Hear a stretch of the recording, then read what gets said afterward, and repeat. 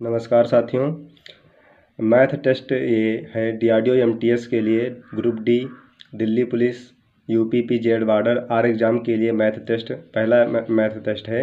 तो ये आपको डेली मिलेगा और क्वेश्चन स्टार्ट करते हैं और जल्दी जल्दी से हल करने के बाद आप कमेंट बॉक्स में आंसर बताते चलेंगे, ठीक है।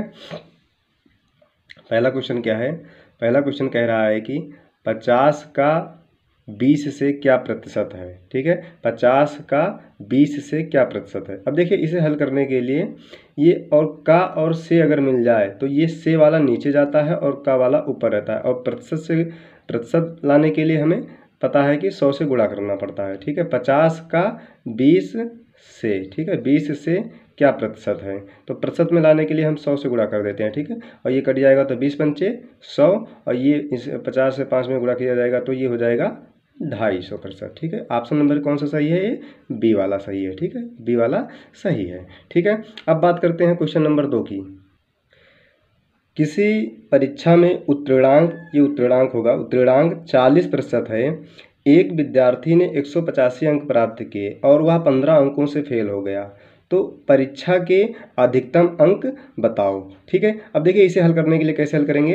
देखिए कह रहा है कि 15 अंकों से फेल हो गया 185 अंक पाने के बाद, और उत्तीर्णांक कितना है? 40%। अब ये 40% बराबर क्या होगा? 40% के बराबर ही तो है ये 185 पाया और फेल हो गया, और ये 15 अंकों से फेल हो गया, यानी कि 185 भी पाया और प्लस अगर 15 हम जोड़ देते हैं तो ये पास हो जाएगा। तो ये पास अंक हम इसे बना लेंगे, क्या बना लेंगे? पास अंक बना लेंगे। तो 40% के बराबर क्या है? ये 200 अंक हैं, ठीक है। अब 1% के बराबर क्या होगा? 1% के बराबर होगा 200/40, ठीक है। अब देखिए इसे हम 100% के लिए क्या करते हैं? 100% के लिए करते हैं कि इसे 200/40 गुणे 100, ठीक है। तो अब ये इसे काट देंगे, शून्य शून्य कट जाएगा, 4 पंचे 20। अब अधिकतम अंक कितने हो जाएंगे? फिर अधिकतम अंक हो जाएंगे 500 हो जाएंगे, ठीक है। इसका आंसर क्या हो जाएगा? 500। ऑप्शन नंबर क्या सही है? ऑप्शन नंबर ए सही है, ठीक है, ऑप्शन नंबर ए।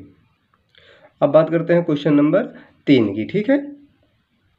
यह कह रहा है कि किसी वस्तु को 400 रुपये में बेचने से 50 रुपये की हानि हुई, तो हानि प्रतिशत बताओ। देखिए इसे हल करने के लिए देखिए हानि प्रतिशत पूछा है, तो हानि प्रतिशत बराबर देखिए हानि कितने की हुई है?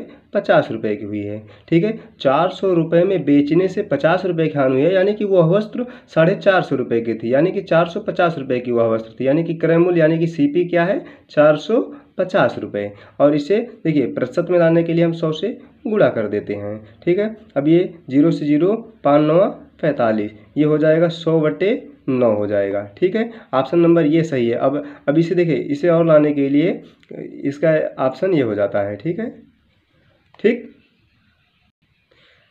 ये क्या हो जाएगा? ये हो जाएगा 11 सही 1/9%, ठीक है, ये वाला ऑप्शन हो जाएगा, ठीक है। अब क्वेश्चन नंबर 4, चौथा क्या कह रहा है कि किसी मेज को 1200 रुपये में बेचने से हुआ लाभ उसको 900 रुपये में बेचने से हुई हानि के बराबर है, यानी कि मेज का क्रय मूल्य बताओ। मेज का क्रय मूल्य पूछा। देखिए इसे मतलब इस तरह के अगर क्वेश्चन मिल जाए तो इसका एक ही ट्रिक है कि इन दोनों को जोड़ के आधा कर दिया जाए। इन दोनों को जोड़ के क्या कर दिया जाए? आधा कर दिया जाए, ठीक है। अब ये दोनों जोड़ के आधा कर दिया जाए तो ये हो जाएगा 2100, ठीक है, 2100/2। अब इसे काटेंगे तो हो जाएगा 1050 रुपये, ठीक है। ऑप्शन नंबर कौन सा सही है? फिर ऑप्शन नंबर बी सही है, ठीक है। अब क्वेश्चन नंबर 5 की बात करते हैं। क्वेश्चन नंबर 5 क्या कह रहा है कि 3 के प्रथम 5 गुणजों का औसत। देखिए यहाँ पे गुणजों होगा, ठीक है, गुणजों का औसत क्या होगा, ठीक है। देखिए इस तरह के अगर क्वेश्चन मिल जाए तो कैसे हल करेंगे?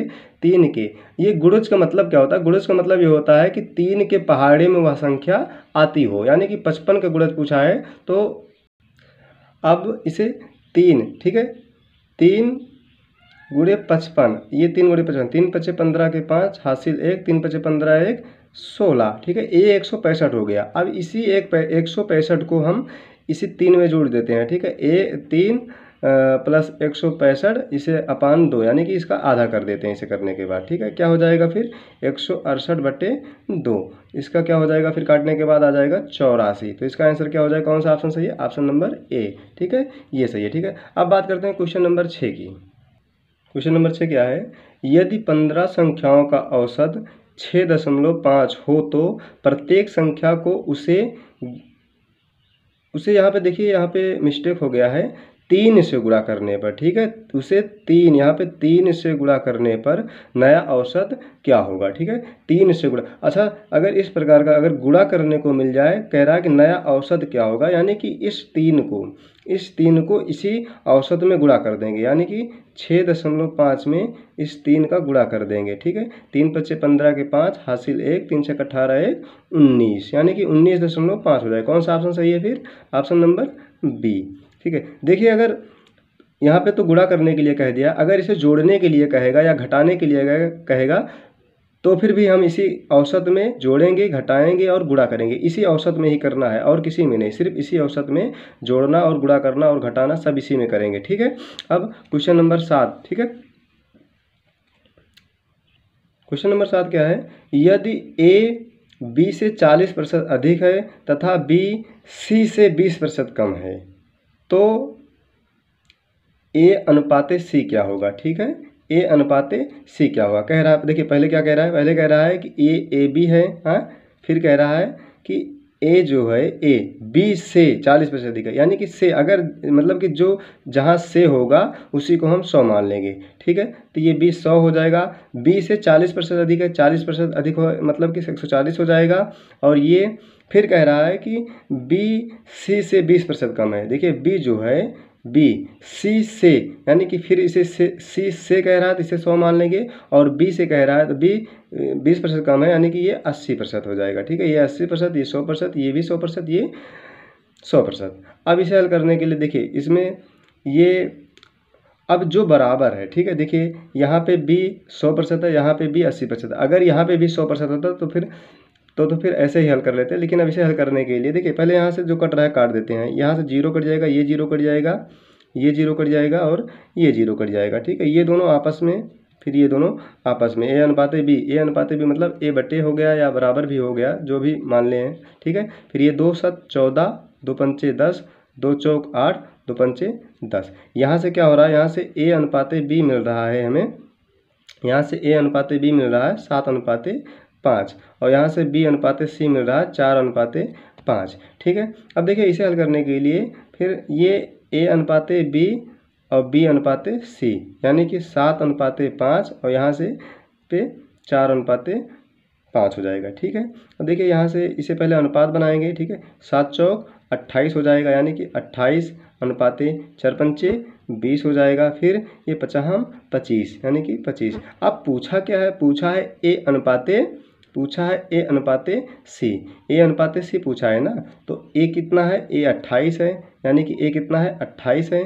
फिर ये बी कितना है, सी पूछा है ना, तो सी कितना है 25 है, यानी कि कितना हो जाएगा आंसर 28:25। कौन सा ऑप्शन है 28:25, यानी कि ऑप्शन नंबर ए।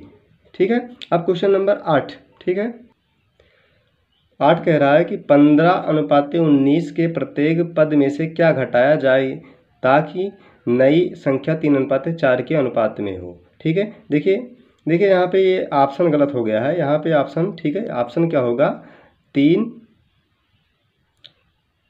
होगा, 4 होगा। ठीक है, 3, 4, 5 या 6।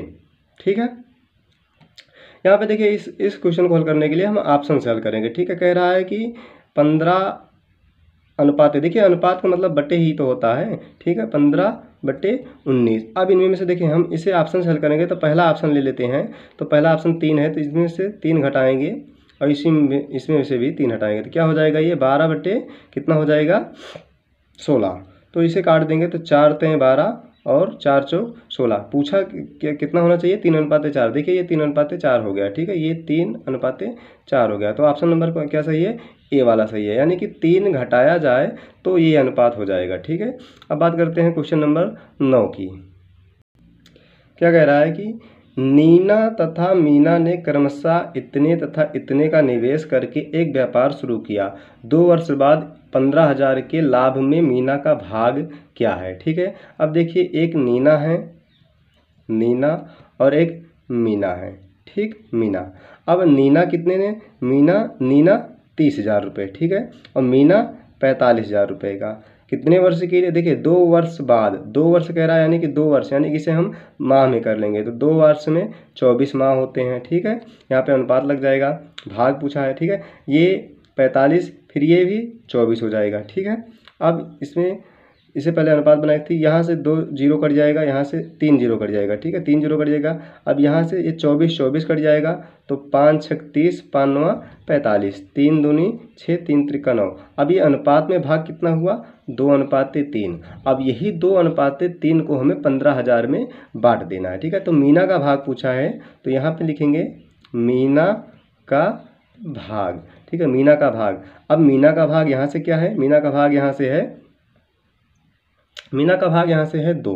ठीक है, 3, ठीक है, सॉरी 3 है तो 3 बटे अनुपातिक योग यानी कि 5 हो जाएगा। अब बांटना कितना है, 15,000 रुपये को। ठीक है, 15,000 रुपये को 5 × 15 यहाँ से 3,000, 3 त्रिका 9,000। ठीक है, यहाँ से क्या हो जाएगा 9,000 रुपये। ठीक है, ऑप्शन कौन सा सही है, फिर ऑप्शन नंबर डी सही है। ठीक, अब बात करते हैं क्वेश्चन नंबर 10 की।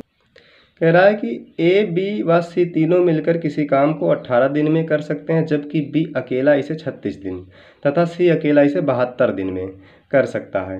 तो अकेला ए अकेला कितने दिन में करेगा। देखिए इसे हल करने के लिए, देखिए इसे हल कैसे करेंगे। कह रहा है कि ए प्लस बी प्लस सी ये तीनों मिलकर करते हैं कितने दिन में, 18 दिन में करते हैं। ठीक, और बी अकेला इसे कितने दिन में करता है, बी अकेला इसे 36 दिन में करता है, बी अकेला इसे 36 दिन में करता है, और सी अकेला इसे 72 दिन में करता है। ठीक है, अब इन तीनों का पहले हम एलसीएम ले लेंगे। एलसीएम कितना हो जाएगा, एलसीएम हो जाएगा 72। ठीक है, अब ये 72 कुल काम हो गया। ठीक है, ये 72 कुल काम हो गया तो एक दिन में कितना काम हो करेंगे, 18 चौक 72, ये 4 काम करेंगे, 36 दूना 72 ये 2 काम करेंगे, और ये 1 काम करेगा। ठीक है, अब टोटल काम। ठीक है, अब पूछा है कि सी अकेला इसे कितने दिन में करेगा, तो सी देखिए एक दिन में 1 काम करता है ये। ठीक है, ये एक दिन में 1 काम करता है, ये तीनों मिलकर एक दिन में 4 काम करते हैं। अब बी अकेला इसे 2 दिन में करता है। ठीक है, और सी अकेला एक दिन में कितना काम करता है, 1 काम करता है। तो 72 काम है, ये पूरा काम है 72, ये 72 टोटल काम है, और ये 72 सी 72 दिन में करता है। ठीक है, तो ये सी अकेला कितने दिन में करेगा, 72 एक दिन में जब 1 काम कर रहा है तो 72 दिन में कितना काम करेगा, 72 काम को 72 दिन करेगा। ठीक है, 72 दिन। ठीक है, कौन सा ऑप्शन सही हो जाएगा, ऑप्शन नंबर सी। ठीक है, अब क्वेश्चन नंबर 10 करेंगे, 11 करेंगे। सॉरी दोस्तों, वीडियो स्टॉप कर दिया था तो पता ही नहीं चला, मैं हल करते हुए चला गया। तो ठीक है, ऐसे ही बता दे रहा हूँ। देखिए ये मिनट पर सेकंड है। देखिए पहले नंबर तो दूरी बराबर होता है 4 गुणे समय। ठीक है, 4 दिया है मिनट पर सेकंड में, और समय कितना है, घंटे मिनट में है। ठीक है, तो इसे हम पहले तो इसे भी मिनट पर सेकंड में बना लेंगे। ये मिनट है, इसे भी हम मिनट में बना लेंगे। सेकंड है तो इसे भी हम सेकंड में बना लेंगे। 3 घंटे में 180 मिनट होता है, और ये 20 मिनट में क्या कहते हैं, 1200 सेकंड होता है। ठीक है, 3 घंटे में 180 मिनट होता है, तो 180 मिनट को सेकंड बनाने 60 से गुणा कर देंगे तो ये 10,080 हो जाएगा, और 20 मिनट को सेकंड बनाने के लिए 20 × 60 कर देंगे तो 1200 सेकंड हो जाएगा। ठीक है, ये 1200 सेकंड हो जाएगा। तो इन दोनों को टोटल करेंगे तो ये 12,000 क्या आ जाएगा, 12,000 सेकंड आ जाएगा। ठीक है, 12,000 सेकंड आ जाएगा, इन सबको करेंगे। ठीक है, तो ये 5 मीटर प्रति सेकंड दिया गया है चाल, और समय हो जाएगा 12,000 सेकंड। तो सेकंड से सेकंड कट जाएगा तो ये हो जाएगा 12 × 5 = 60, 60,000 मीटर हो जाएगा। यानी कि 1,000 मीटर में 1 किलोमीटर होता है, तो यानी कि ये 60,000 मीटर है तो 60 किलोमीटर हो जाएगा। ठीक है, तो ऑप्शन नंबर कौन सा सही है, ऑप्शन नंबर बी। ठीक है, अब बात करते हैं क्वेश्चन नंबर 12 की। 5% वार्षिक दर से 3 महीने के लिए निवेश किए गए कितने मूलधन पर साधारण ब्याज 25 रुपये होगा।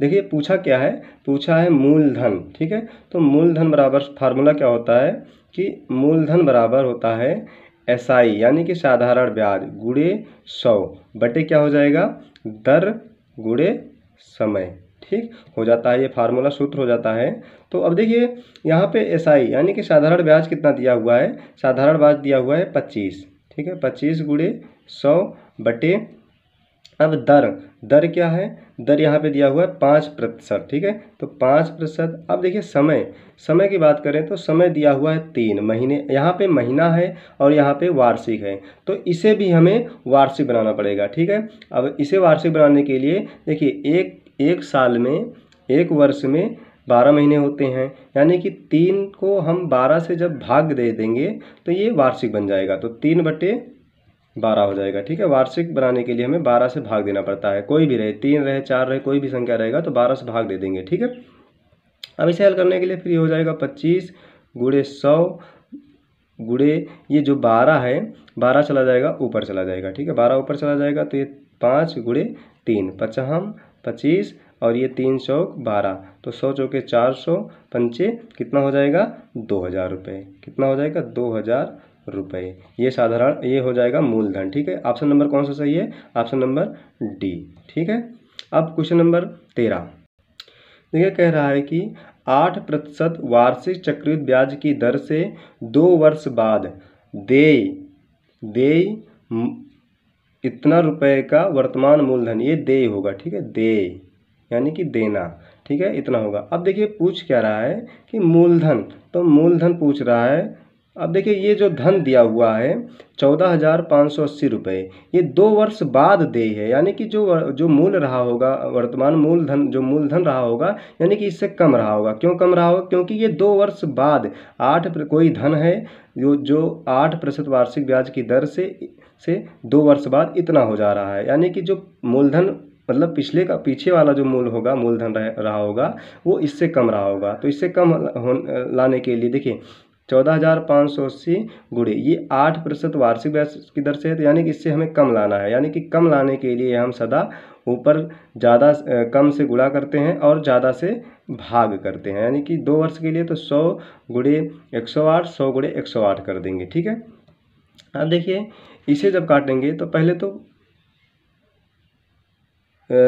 तो इसे हम 2 से काटते हैं, 2 से 50 हो जाएगा और ये 54 हो जाएगा, ये 50 हो जाएगा, ये 54 हो जाएगा। ठीक है, अब ये अभी भी 2 से कटेगा तो ये 27 हो जाएगा और ये 25 हो जाएगा, ये 27 ये 27 हो जाएगा और ये 25 हो जाएगा। ठीक है, अब देखिए यहाँ से इसको काटेंगे, अब देखिए इसे 9 से काटते हैं। ठीक है, 9 त्रिक 27 हो जाएगा, इसे 9 से काटेंगे तो 9 1 के 9 बचेगा, यहाँ पे 5, तो 9 छक 54।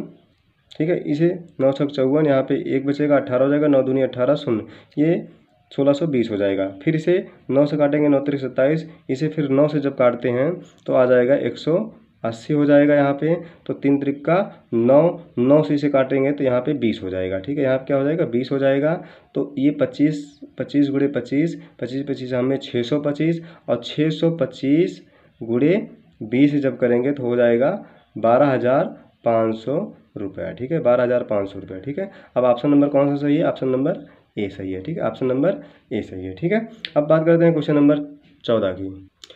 14 क्या कह रहा है कि 36 प्रति लीटर के दूध के साथ पानी किस अनुपात में मिलाएं कि मिश्रण का मूल्य 28 प्रति लीटर हो।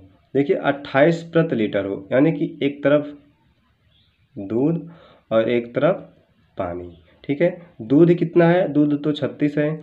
अब यहाँ पे दूध तो 36 है, लेकिन ये कह रहा है कि किस अनुपात में मिलाएं कि मिश्रण का मूल्य 28 रुपये प्रति लीटर हो, यानी कि इन दोनों का मूल्य जो आ रहा है वो 28 रुपये प्रति लीटर हो, यानी कि ये वाला, ये बीच वाला। ठीक है, अब यहाँ पे पानी तो दिया नहीं है, अगर पानी कुछ नहीं दिया है तो यहाँ पे हम 0 मान लेते हैं। ठीक है, हमेशा हर एक जगह यहाँ पे 0 मान लेते हैं। ठीक है, अब इसमें से घटाएंगे तो ये 8 हो जाएगा। ठीक है, 36 में से 28 गए 8, अब यहाँ से 0 में से 28 जब घटाएंगे, 28 में से 0 घटाएंगे तो यहाँ पे हो जाएगा 28। ठीक है, अब यहाँ पे 4 दूनी 8 और 4 सते 28, यानी कि अनुपात क्या हो जाएगा 7:2। ठीक है, कौन सा ऑप्शन सही है, ऑप्शन नंबर बी सही है। ठीक है, अब क्वेश्चन नंबर 15 की बात करते हैं। ये कह रहा है कि 75 से 175 तक की सभी विषम संख्याओं का योग क्या होगा। ठीक है, कह रहा है कि 75 से, देखिए तो इसका एक सूत्र होता है कि a+l/2 इंटू n हो जाएगा। ठीक है, देखिए a क्या है, a प्रथम संख्या हो गया 75। ठीक है, अब l क्या है, लास्ट वाला डिजिट यानी कि 175/2। ये क्या है, n मतलब कि कितनी संख्या। देखिए 75 से 175 तक की 175 तक विषम संख्या कितनी होगी, 51 होगी। ठीक है, 51 हो जाती हैं। तो यहाँ से देखिए, यहाँ से अब इसे हल करेंगे तो ये हो जाएगा 250/75, ये प्लस है। ठीक है, 75 और 175, 250/2 × 51। ठीक है, यहाँ से अब इसे काटेंगे तो 125 हो जाएगा। 125 में जब 51 से गुणा करते हैं तो हो जाता है 6375। ठीक है, 6375। अब ऑप्शन नंबर कौन सा सही है, ऑप्शन नंबर ए वाला सही है। ठीक है, ए। ठीक, अब बात करते हैं क्वेश्चन नंबर 16 की। क्वेश्चन नंबर 16 कह रहा है किसी संख्या को 156 से भाग देने पर 29 शेष बचता है, तो उसी संख्या को 13 से भाग देने पर शेषफल क्या होगा। देखिए बहुत सिंपल सी, बहुत आसान क्वेश्चन है कि जब इस तरह से क्वेश्चन मिल जाए तो जब 29 शेष बचता है, इसी 29 शेष बचने में 13 से हम भाग दे देते हैं। ठीक है, 29 में हम 13 से भाग दे देते हैं तो 13 दूने 26, क्या शेषफल हो जाएगा 3। तो जो संख्या होगी जो उसमें 13 से जब भाग देंगे तो 3 ही शेष बचेगा। ऑप्शन नंबर ए सही है। ठीक है, अब बात करते हैं क्वेश्चन नंबर 17 की।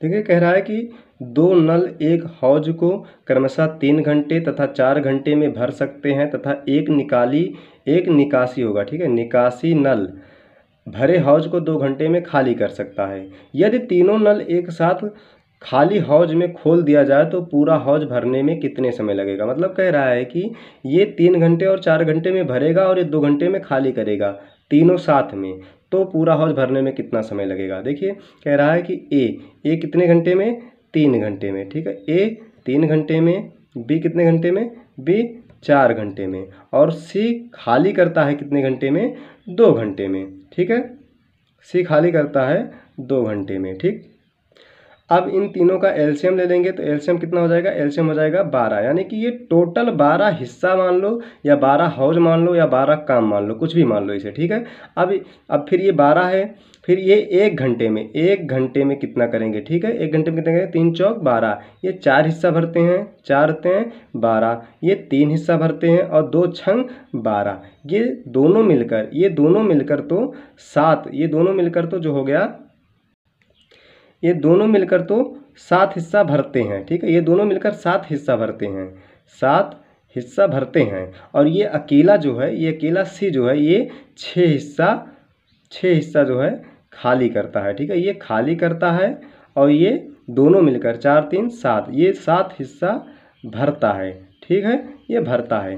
अब पूछ रहा है कि अगर इन तीनों को खोल दिया जाए तो कितने समय में हौज भर जाएगा पूरा। देखिए अब ये 7 में से जब 6 को घटाया जाएगा तो 1 होगा, यानी कि ये अगर दोनों चल रहे हैं, ये दोनों मिलकर 7 हिस्सा भरते हैं और ये अकेले सी जो है ये खाली करता है। तो यानी कि अगर दोनों साथ में, ये तीनों साथ में चलेंगे तो एक ही हिस्सा, 12 हिस्सा का एक ही हिस्सा भराएगा। ठीक है, तो ये टोटल कितना हिस्सा है, टोटल हिस्सा 12 है, तो 12 को कितना समय लग जाएगा, पूरा 12 घंटे लग जाएगा। ठीक है, कितना घंटे लग जाएगा, 12 घंटे। क्योंकि देखिए ये अगर तीनों साथ में चलते हैं तो एक हिस्सा 1 घंटे में भर रहा है। ठीक है, तो 12 हिस्सा जो है तो 12 घंटे में भरेगा। तो कौन सा ऑप्शन हो जाएगा, ऑप्शन नंबर डी हो जाएगा। ठीक है, अब क्वेश्चन नंबर 18 की बात करें तो क्या कह रहा है क्वेश्चन नंबर 19, एक कमरे की लंबाई 12 मीटर, चौड़ाई 9 मीटर और ऊंचाई 8 मीटर, इसमें अधिकतम किस लंबाई का व्यास रखा जा सकता है। ठीक है, देखिए पहले नंबर तो ये कमरा हो गया, इसे फिगर से समझा देते हैं। ये कमरा हो गया, ठीक है, ये कमरा आयताकार ही होता है, यानी कि ये कमरा हो गया। तो इसकी जो लंबाई है, ठीक है, ये लंबाई जो है ये 12 मीटर है। ठीक है, और चौड़ाई जो है,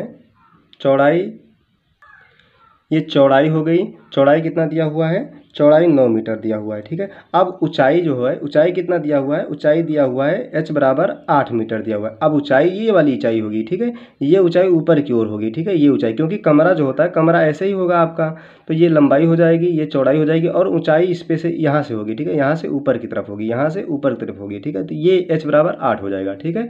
अब ये l है और ये b है, ठीक है। अब इसका सूत्र क्या होता है, सूत्र होता है, पूछा क्या है कि कमरे की लंबाई, ठीक है। अब ये आयताकार है तो ये हो जाएगा घनाभ, घनाभ हो जाएगा, यानी कि ये विकर्ण, देखिए ये विकर्ण यानी कि क्या पूछा है, व्यास रखा जा सकता है, व्यास, देखिए व्यास यानी कि यही विकर्ण पूछा हुआ है, ये कितने कितने अधिकतम किस लंबाई का बाँस इस कमरे में रखा जा सकता है। देखिए कमरे में बाँस जब रखेंगे तो ऐसे भी रख सकते हैं, ऐसे भी रख सकते हैं, लेकिन अधिकतम पूछा यानी कि ये वाला बाँस, क्योंकि लंबाई सबसे ज़्यादा फिर इसी में होगी। तो यानी कि क्या पूछा है कि अधिकतम लंबाई का बाँस होगा, ठीक है, यानी कि विकर्ण पूछा हुआ है, ये इसे विकर्ण बोलते हैं, ठीक है, विकर्ण। ये आयताकार है, यानी कि आयताकार कमरा होता है, आयताकार होता है, यानी कि घनाभ का विकर्ण पूछा है, यानी कि घनाभ का विकर्ण। यानी कि सूत्र क्या होता है, सूत्र होता है इसका under root L square plus B square plus H square होता है, ठीक है, under root L square H B square plus H square होता है। तो अब इसे रख देना है सूत्र पे।